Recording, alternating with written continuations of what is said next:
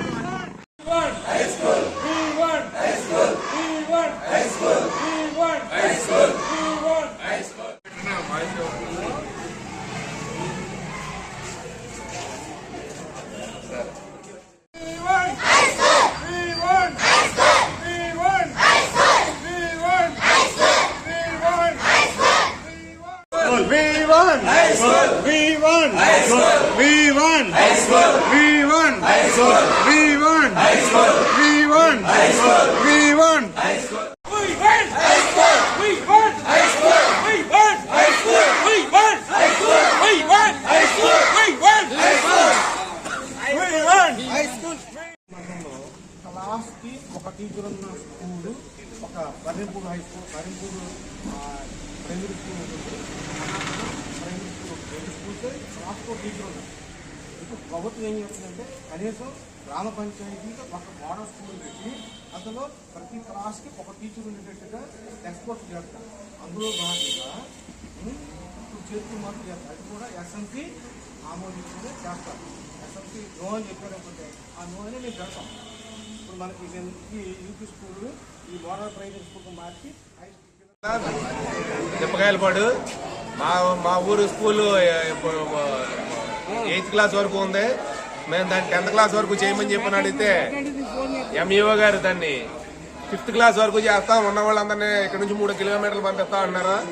మాకు ఆల్రెడీ ఇక్కడ 6th, 7th, 8th 102 మంది పిల్లలు ఉన్నారు. మొత్తం స్కూల్ స్ట్రెంత్ 150 మంది ఉన్నారు. 150 మంది ఉంటే 102 మందిని ఇక్కడ నుంచి కన్నాపురం పంపిస్తా అన్నారు. ఆల్రెడీ 9, 10 తరగతుల వాళ్ళేమో 40, 80 మంది కన్నాపురం దాకా వెళ్తా చాలా ఇబ్బంది పడుతున్నారు ఆడపిల్లల వాళ్ళను. ఆ ఇబ్బంది గురించి స్కూల్ పిల్లలందరూ చదువులు మానేస్తున్నారు.